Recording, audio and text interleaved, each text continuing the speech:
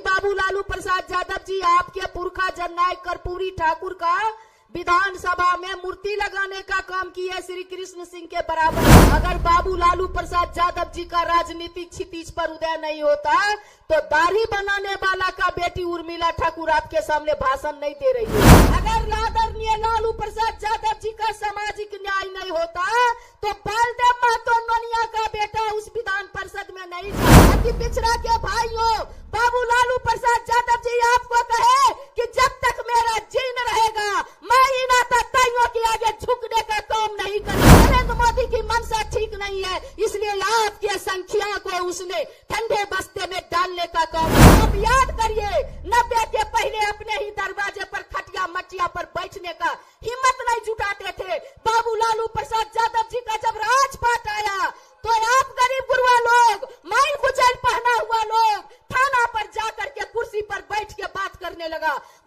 हम बेगूसराय जिला से आवे छिए और हम बेगूसराय जिला से आते हैं तो कोई बड़ा ठाकुर की बेटी नहीं है। दाढ़ी बनाने वाला जिसको गांव में नौआ कहते हैं, हजाम कहते हैं, ठाकुर कहते हैं, शर्मा कहते हैं, कहीं कहीं बियौता कहलाते हैं, कहीं अवधिया कहलाते हैं, कहीं पर वो लोग जो है घमेला कहलाते हैं।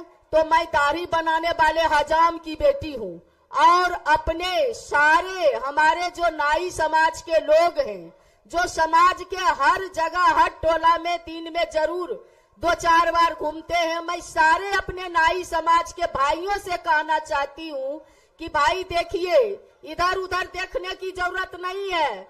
और साथ ही साथ मैं ये भी कहना चाहती हूँ कि आप अपने देखिए, जननायक कर्पूरी ठाकुर से लेकर के जो भोजपुरी के इतिहासक रहे हैं, इतिहास भोजपुरी के जो शेक्सपियर कहे जाते थे, हमारे भिखारी ठाकुर, उनके नाम से भी जो पुरस्कार चलाए यही बाबू लालू प्रसाद यादव जी। यही बाबू लालू प्रसाद यादव जी आपके पुरखा जननायक कर्पूरी ठाकुर का विधानसभा में मूर्ति लगाने का काम किया श्री कृष्ण सिंह के बराबर में। बाबू लालू प्रसाद यादव जी नहीं होते तो मैं अपने भाइयों से कहना चाहती हूँ, अपने नारी समाज से कहना चाहती हूँ, अगर बाबू लालू प्रसाद यादव जी का राजनीतिक क्षितिज पर उदय नहीं होता तो दाढ़ी बनाने वाला का बेटी उर्मिला ठाकुर आपके सामने भाषण नहीं दे रही होती। इसलिए मैं तमाम अति पिछड़ा के भाइयों से कहना चाहती हूँ कि ये अति पिछड़ा के भाई, ये मेरे समाज के लोग,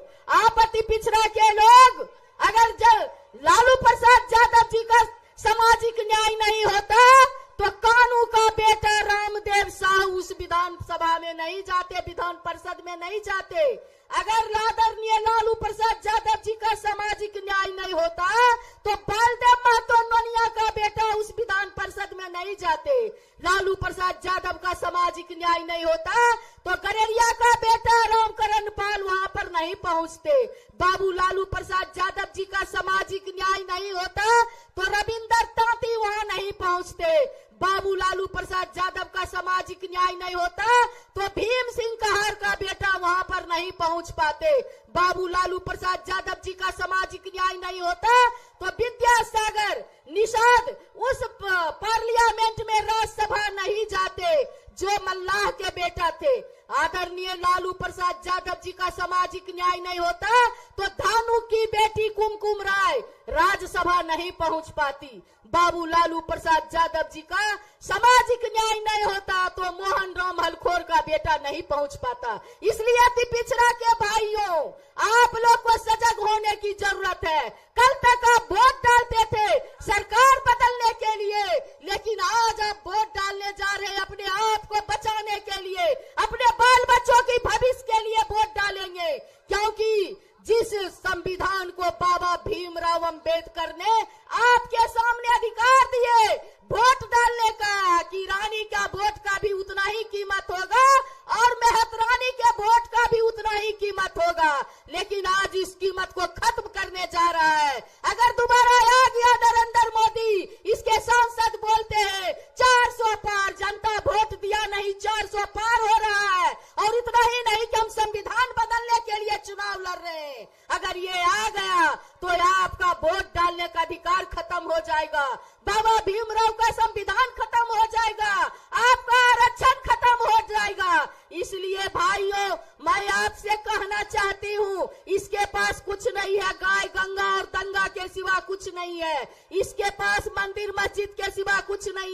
इसके पास श्मशान और कब्रिस्तान के सिवा कुछ नहीं है। ये जो है सो सभी लोगों को भाईचारा को खत्म करना चाहते हैं, लेकिन बाबू लालू प्रसाद यादव जी को आप लोगों ने ताकत देने का काम किया।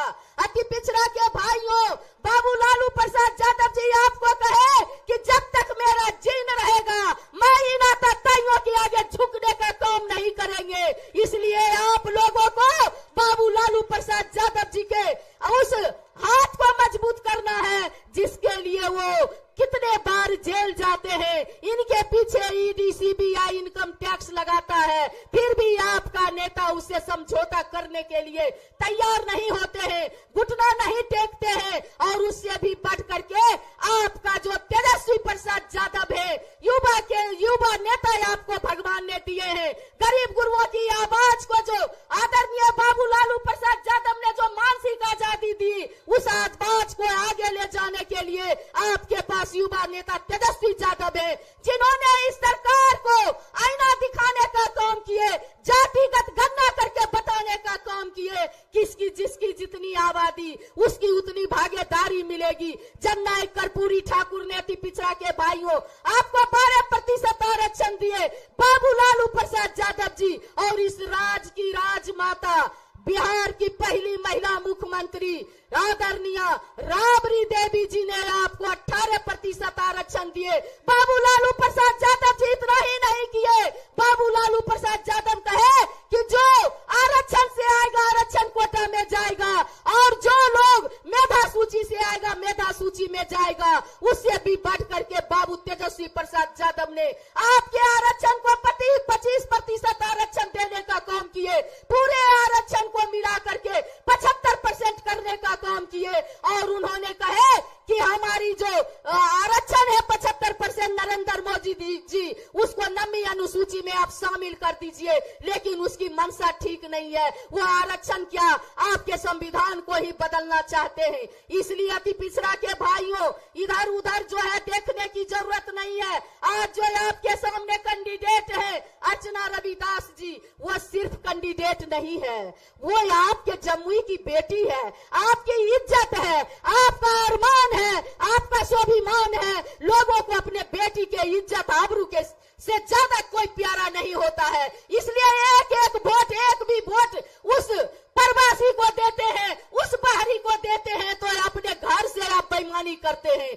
इसलिए आप लोग, चूंकि चुनावी सभा है, और मैं कहना चाहती हूँ आप लोगों को एक चीज और कि बाबू लालू प्रसाद यादव जी ने कहे हैं कि इस देश में जब बाघ की गिनती है, भालू की गिनती है, शेर की गिनती है, चीता की गिनती है, तो हमारे आदमी की भी गिनती होनी चाहिए कि कौन लोग भीख मांग रहे हैं, कौन लोग नाली साफ कर रहे हैं, कौन लोग जो है एक घर में 10-10 सदस्य रहने पे मजबूर है, कौन लोग हैं जिनके सर के ऊपर छत नहीं है। इसकी गिनती होना चाहिए, क्योंकि 1931 के जो अंग्रेज के टाइम में जातिगत जनगणना हुई थी, लेकिन बाबू लालू प्रसाद यादव जी के अथक प्रयास से यूपीए 2 के गवर्नमेंट में जातिगत जनगणना हुई, तब तक सरकार बदल गई। नरेंद्र मोदी की मंशा ठीक नहीं है, इसलिए आपके संख्या को उसने ठंडे बस्ते में डालने का काम किया है। अति पिछड़ा के भाइयों और पिछड़ा के भाइयों को मैं एक चीज और बताना चाहती हूँ, जब बीपी सिंह की सरकार थी, आपके नेता, इस देश और दुनिया का सबसे बड़ा समाजवादी नेता बाबू लालू प्रसाद यादव के अथक प्रयास से मंडल कमीशन लागू हुआ, तब गरीब का बेटा और बेटी एसपी कलेक्टर बनने लगा। यह चीज को भी याद रखिए। दूसरी बात यह कि बाबू लालू प्रसाद यादव जी ने जब आपको आरक्षण 18% किए, आपके बेटा बेटी को मेधा सूची और आरक्षण की बात किए, तो आपका बेटा बेटी, गरीब गुरुआ का बेटा बेटी सीओ बीडीओ बनने लगा, एसडीओ डीएसपी बनने लगा, तो इन लोगों को आंख में किरकिरी छाने लगा।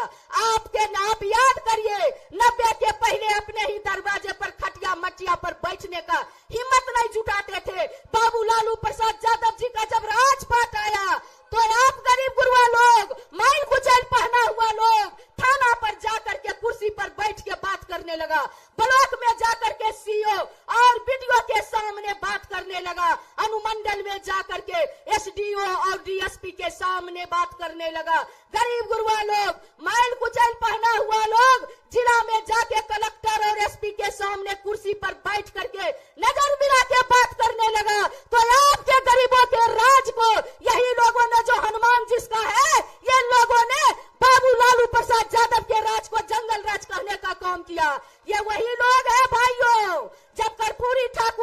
आरक्षण दिए तो इन लोगों ने गाली देता था, ये आरक्षण कहां से आई, विभिन्न प्रकार का गाली देता था। कहता था माँ की गोद सूनी है, कर्पूरी ठाकुर खूनी है, कर्पूरी कर्पूरा धर छोड़ गद्दी धर अस्तूरा। ये वही लोग हैं जो बिहार के लैलिन कहे जाने वाले बाबू जगदेव ने जब कहे 100 में 90 शोषित है, 90 भाग हमारा है, 10 का राज 90 पर नहीं चलेगा, यही आता था। लोगों ने उन्हें भी गोली मारने का काम किया। इसलिए आज देश पर, संविधान पर खतरा है।